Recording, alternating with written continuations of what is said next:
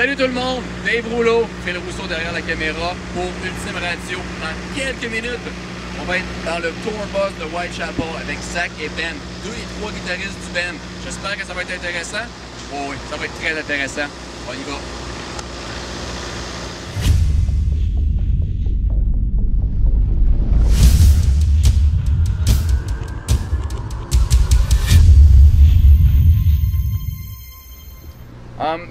What do you think has been the main reason why Whitechapel has been such a success rapidly? I mean, you guys formed in what, 2006? By 2008 you were signed to Metal Blade Records and you had This Is Exile out in the streets. What has been the main reason for your success? I don't know, I'd say just the combined efforts of everybody in the band. Like, it wasn't just one person trying to pull your weight, you know. You have 6 people, you know. We're a do-it-yourself kind of band. Yeah, I mean, you know, it's like Alex, he's our other guitarist, he's like really business-minded. Okay. And that helped a lot too. So is Gabe. Gabe is like that too, so that helped a lot as far as that goes. And, you know, Zach and I, we love, you know, playing guitar and writing riffs and stuff, so that keeps us, you know, that keeps us busy. And Phil, he's just Phil. Yeah, that's Phil. all you gotta say, really. It's Phil being Phil. Yeah. Phil, yeah. Do you think the personality of each member of a band has got to do with the popularity of the band? You know what I mean? I mean, the music can be very good, but then again, if you don't relate to the guy, half of a band is an idea, man. Like that was me as a kid. If I could hear some of the best music ever, and if the idea wasn't cool and the theme wasn't cool, it just didn't strike me the same way as like. I mean, I was watching them before I was in the band, and just right off the bat I was like, this has a theme and idea, I really like it, and it really got into it. And I mean, so yeah, I mean, I think that's a big yes. I mean, the personality of a band affects how a person perceives it, for sure. Okay. I mean, I'm sorry, I didn't mean to cut you off. You can see that live too, you know, yeah. All of us have our different things going on. You might not know it's as people, but you know, you can see it live and feel the energy and feel like, you know, we've been established for, you know, a while. Zach and Ben are the guitarists of the band Whitechapel, and you have 3 guitars. How is the chemistry between you 3? I mean, in the studio or while you write a song, maybe not a jealousy, but don't you want just to do a part that the other guy does or something like that? We'll split it up, man. I mean, like, you know, sometimes like Ben will write a whole song, and if it's good and the whole band likes it, then Ben writes the whole song. Mm-hmm. But I mean, if there's different parts that fit from other guitar players in a song, then we just use everybody's parts together. So, I mean, yeah, granted, like anything, there's bickering, but you know, that's just part of it. But yeah, I mean, it's a combined effort. It's I think we learn how to adjust over time anyway. So, it was the process, the writing process for Whitechapel. Do you write on the tour bus? Yes, you do. Yeah, you know, just anytime you have time to sit down with the guitar, or maybe. We're writing all the time at home, and Ben brought a recording rig and stuff like that. We set up and just record, like, you know, Ben said, he does it all the time. So yeah, we have like micro cubes, you know, we have, you know, all of our phones have recording capabilities. So if we're like sitting in our bunk and we come up with an idea, mouth riff, okay, mouth it out, you know. And it writes the most stuff between you 2, or maybe in the whole band. I'd say Ben does the majority of the writing as far as like a whole skeleton of a song. You know what I mean? Okay. So. I mean, I'd say so. I mean, because I just write all the time and stuff, and doesn't make, you know, me, you know, the stronger writer in the band. It's just, you know, he's the most flexible one, I think. Just get, you know, I get bored a lot. And it's like, you know, just right. That's just right. Play guitar. What are your influences? I mean, music-wise, or even when you were talking about being on stage. I mean, Phil Anselmo was such a huge frontman, a very good strong frontman. Yeah. I mean, who are your influences? That's a broad spectrum. It's kind of just like everything, you know. Everything's, you know, an influence, you know, from when you were young, and then you have stuff now that you like. You know what I mean? Like, I'm still getting influenced by bands. I mean, it's hard to pigeonhole. Take influence from everything, you know. It's like you take influence when you're sitting down writing. It's like what you're thinking at that time, what's going through your mind at that time with you and the guitar. that's what's influencing you. You know, what's going through your mind. It could be, you know, something we take from this interview, like you mentioned Phil Anselmo. Yeah. Maybe I could be sitting down with a guitar and I was like, Pantera was bad. And just like it just right then and there it just started. Yeah. You know, it's And fucking like. You guys released a new era of corruption this year in 2011. This is Exile was a big hit in the metal community.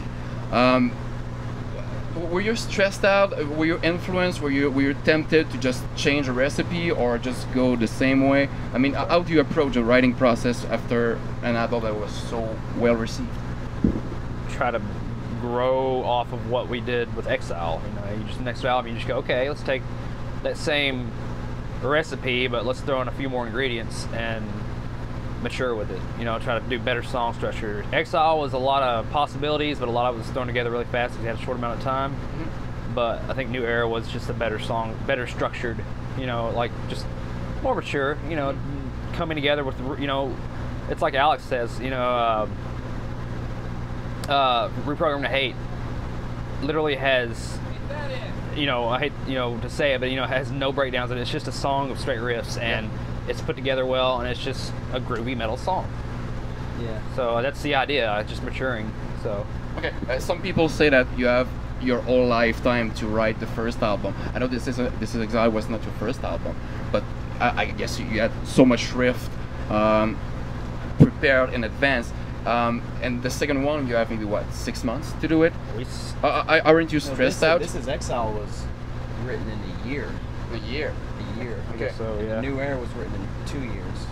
But it was just a compilation of riffs, obviously, that were done over those 2 years. But even so, though, we're still pulling back, you know, 3 or 4 years of riffs we didn't use before and using it, you know, currently. That's always the case. So because it just worked this time. Yeah. So I mean, it's never going to be like, okay, we had a whole lifetime to write our first album, and then, you know, only a year for this album, a year for this album. It's not going to even be like that. We're always going to have stuff from back in the day or stuff that wasn't used. You know, it's always going to be like that. So as far as our first album goes, we didn't really have a lifetime to write it. We just kind of, we were young and we just wanted to write, you know, heavy stuff. So we'd even sit down and finish a song in like a night or two. You know, we just wanted to like make material. Songs we out wanted there. to, you know, we didn't, Young and hungry. We didn't really perfect it at all by any means. We just kind of just. That's how you start, though. Yeah. That's how you start. That's a good riff. Yeah, that riff right there. That's good. Done. And the producer for A New Era of Corruption was Jason Swikoff. How do you pronounce his name? Sukoff. How did you came down to choosing him over another producer? He did Black Dahlia and like All the Remains and stuff like that, and he's done some Devil Driver recordings. The recordings all sound good. And we met him beforehand, I think, at I think it was Mayhem. He came out to one show. Yeah. And you know, you've always heard he's a genius with music, and he really is. He's just such a smart guy with music, and in which way? I mean, the way he will help you write a song. He produces, yes. The way he produces, like he's vocal patterns, you know, ideas on guitars, you know, maybe song structure. Sometimes he's so smart. He's almost crazy. You know, he's one of those guys. And he's definitely hilarious too. But was he playing on this album? I know he plays guitar. He did some solos on it. He did? Yeah. Some solos. On which song? Like a little, you know, added some texture to the music just over top of it. Solos on Future Corrupt and Necromechanical. Solos on those songs are. Would you work again with him? I'd love to have him produce again, man. Because he's just. I mean, there's no downfall in him. That guy, look over your music and go like, okay, because he's got an ear for it. So I mean, yeah, I would absolutely. You're now on the Summer Starter Tour. I think you have 3 or 4 days off in 3 or 4 weeks. That's crazy. How do you live in this bus? I mean, people at UltimRadio now can see this, but there's like what, 6 sleeping area, 8 sleeping area. It is small, man. How do you do it? Try a van and you can do anything. Yeah. This is luxury to us. There's a shower, you know. There's a place you can number 2. You know, it's like. And you can, like I said, you can go to your bunk when you want privacy. I know you. I bet you love your fans. Is there any fans you would call a stalker? There's some Punishers. Punishers, what we call them. Yeah. Well, why? Yeah, I mean that's a given though. It's given. It's comes. They're gonna. It's gonna happen. There's definitely fans that are just Some just, like I said, they don't know better. They're just, Yeah, it's fine. It's like Do you have an we don't example care. of what can happen? I mean, they're just after you the whole day. They're just banging on your It's door. just kind of, they don't realize, it's like we have other things to lives do. too. We have, we have to do things like, keep up with people at home and everything, and they're just. Kind of want to talk to you all day long about everything, and I understand that. I really do, and I'm flattered by it. But sometimes you gotta be like, look, man, I gotta go. It's been a pleasure, but This is your home. yeah. And talking about home, you guys live in Knoxville, Tennessee. Is that it? Do you have to get another job? I mean, when you're not on tour, can you live off of your gig with Whitechapel? We At first, like I haven't. not at first. I I mean, haven't really had a job. But now. But since we toured so much, we were always on the road. But yeah, now I mean, we're comfortable. yeah, we can stay at home and not have to Yeah. have a job, for now. And we, sometimes I'll do little stuff on the side, just maybe to feel normal. Actually, but Yeah, but no, we can pay our bills, and that's really what matters. And if we wanted to. If you wanted to rent a place and live, absolutely. It's just, man, there's no point in renting a place while you're gone 6 months of the year, and not paying for it 6 or 7 months. But I mean, yeah. So I mean, yeah, we live well enough to live comfortably. Yeah, I mean, and that's more than we can ask for. And how involved are you guys in the merchandising and promotion of your band? I mean, I know Metal Blade does a great job, but how do you guys work with this? Personally, I think Alex and Sean, our manager, take care of a lot of it. But it seems like as bigger the band got, the more it fell on the band to take care of, and the less and less I kind of see of it. But as long as it's when it's like something really big and really major, the whole band will kind of take precedence over it. But if not, then we don't see a lot of it anymore nowadays. It seems like. Okay. Oh, what, the merchandising? Like, Yeah, merchandising. Just no, he's talking about like this seeing all the advertisement and designs. everything like that. Yeah, it's designs. just overseeing the whole thing. I mean, it's your product. It's your images on the cover of the album, on the cover of the magazine. I mean, you gotta have a say on this, no? Yeah. That's the. I'm happy with what we have so far. Okay. I had a few questions from your fans in Quebec City. I mean, UltimRadio is from Quebec City, mainly French-speaking people. The border crossing, in Canada. How would you rate your experience each time? Just depends. Sometimes we have to. If it just depends on who's working the border.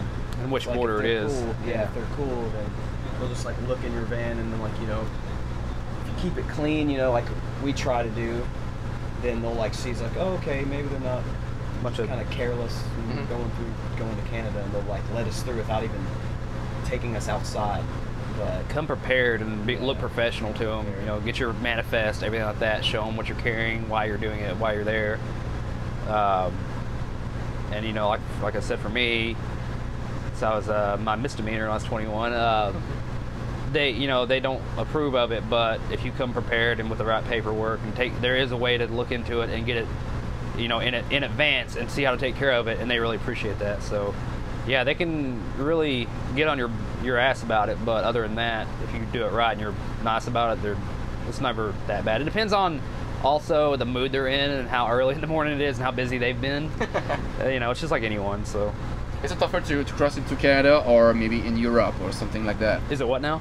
Is it tougher to cross into Canada? Maybe from Italy to, I don't know. I think Europe's easier.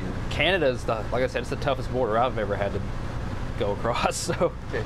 Well, I mean, in the border from U.S. it's my to pleasure, Europe. man. oh yeah, U.S. to Europe. Oh yeah, that's just there's one in Europe. It's like the I can't remember which one it is. Maybe it's Switzerland or something. I can't remember. But I hear terrible rumors about it, but we never get in trouble from it. So I mean, like I said, Canada's definitely been the most taxing one, I guess. Okay. Two last questions. If you had to do like these big packages tour with it's like a festival almost, or just a small tour when you can do a longer set, which one would you do? Or which one do you prefer? Depends on the tour. Oh wait. okay, if we're like a smaller package, playing a Yeah. longer set or Longer doing a set. tour like this, that's a shorter set. I just think it depends on the tour. I don't know, like if I was in a van, that'd be a Another deciding another factor, yeah. If I was in a van, I'd rather do a small package, play a longer set. Am I comfortable or not? Yeah. We're comfortable. Loading's fine. And according to you guys, the best show ever from Whitechapel. When was it? Where was it? Man. I like the first show in LA at the House of Blues. That was nice. Probably Oh. like the best. Oh, on shows this on this as far tour, as this tour goes. yeah, this tour definitely. That particular show was probably one of our highlights, though, for sure, because it was just killer show. Just the vibe was right. It was gnarly. The production looked good, and I think that was definitely one of them for sure. What's going to happen with Whitechapel? I know you have a new album out. Is there going to be a DVD? What's your plans for future tours? I don't know if we're allowed to really say yet, Okay. but there is. But you could. There is things in store, some material here eventually for some people, for our fans and stuff. So Okay. that's all I can really say though. Okay, so maybe a DVD. Maybe. Maybe you can say maybe. Maybe a but- DVD, but it'd probably be the most boring DVD. Yeah, I don't know if it'd be a ever. good DVD because we're pretty not entertaining outside of the stage. No, you are, man, you are.